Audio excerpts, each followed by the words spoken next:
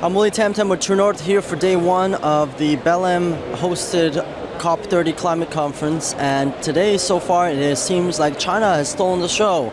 And of course Canada's delegation is yet to completely arrive, with former Environment Minister Stephen Guilbeault and current Environment Minister Julia Debuzin likely to come tomorrow morning. So for day two I will catch you up if I get a chance to speak with them, hopefully. Also as well, I got the lucky chance to speak to the UK Environment and Climate Change Minister Ed Miliband, who I luckily catched up with very briefly after his BBC interview. And of course he gave me some thoughts on his relationship with Prime Minister Mark Carney. Here's more on that. What are your thoughts on Mark Carney's climate leadership? I think Mark Carney's a great guy. He's a good friend of mine. And I believe he's a really important climate leader. Are you still in touch with him? Are you guys looking forward to getting closer in the future? Absolutely. Specifically on climate in the future. Now, for those who don't know, Ed Miliband is actually the son of a Marxist and someone who has been a champion of the climate craziness for a long time. As Labour Minister now, and previously in the past, he has been an endorser of many net zero climate policies, which he and Mark Carney share throughout their friendship. And of course, we remember that Mark Carney was the former governor of the Bank of England, which Liz Truss accused him of ruining her mandate and England's economy based on his net zero policies he endorsed while he was the head of the bank. And of course, Liz Truss had reiterated that point multiple times, as well as to Juno News' own Kian Bexty earlier this year. Now, without doubt, China's presence has been well pronounced at the conference here today, of course, partially due to the fact that there is great U.S. absence. While the U.S. White House isn't sending anyone, there are a few states and groups that are representing the U.S. On lower level terms here present today. However, the Chinese pavilion standing behind me, as you can see, had been full with people all day long, especially in the morning when 75% of the building lacked air conditioning. And of course the fans they had on display and other goodies kept all the fans ironically attracted onto the pavilion. So of course the pavilion itself hosts a number of talks endorsing China's climate policies and Xi Jinping's legacy. There's a few books and propaganda promos. And I also had a chance to speak to an expert from a climate consulting firm who gave me some highlights into both the Canada-China relationship and China's record on climate. What would you say about China's track record on the environment and specifically its energy? If we look at China's track record on energy transition and climate change, first, China has been rather consistent to honor its international energy and climate commitments. Since the country joined the Kyoto Protocol, China's climate ambition keep rising. Meanwhile, when we look at the fact China is the world's largest clean energy manufacturing economy, as well as the largest renewable market in the world, China could do much more to surprise coal consumption growth domestically and also help other parts of the world to combat climate change, especially in the global south. So let's talk about coal. What do you make of China's continued use of coal-fired power plants and its expansion or building of coal power plants? How would you rate China's record on that? If we look at China's record on coal, it's a rather complicated story. On the one hand, coal's share in China's primary energy consumption and electricity generation keep declining.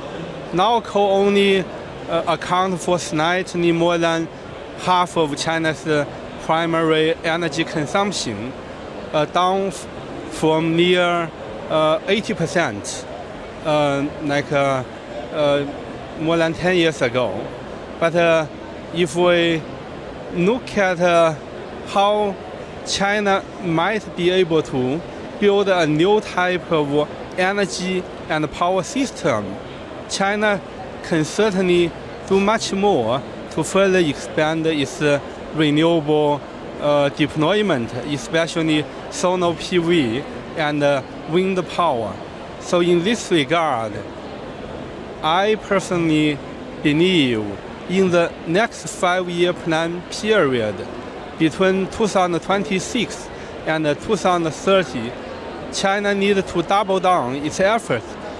China needs to double down its efforts to suppress coal consumption growth, to peak national coal consumption, as well as national carbon dioxide emissions.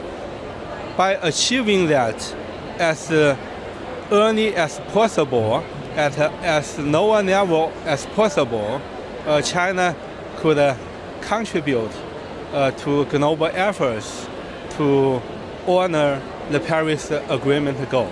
How would you compare Canada's efforts to combat climate change supposedly to China's efforts? Specifically, Canada's embraced a carbon tax policy for nearly a decade for the consumers and industrial producers of emissions. Canada's also adopted a electric vehicle mandate for 2035. All new vehicles by 2035 should be sold as electric vehicles. How would you compare and contrast Canada and China's efforts? Is Canada ahead of China? Is Beijing ahead of Ottawa? How would you rate the two countries comparing and contrasting their own policies? In the past, I used to work as a partner at a Vancouver-based energy consulting firm. My consulting firm actually contributed the design of the first ever carbon tax in British Columbia, also the first in North America. So we are quite proud of Canada's track record on climate change. However, when we look at Canada-US bilateral relations, it's a pity there's a lot of potential on climate engagement that hasn't been fully achieved.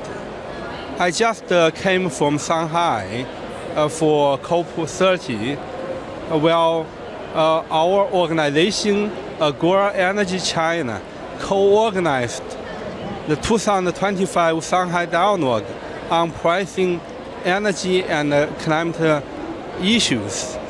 This conference has been broadcasted by Xinhua, with near 6 million people watched our policy debates during a 1.5-day conference period.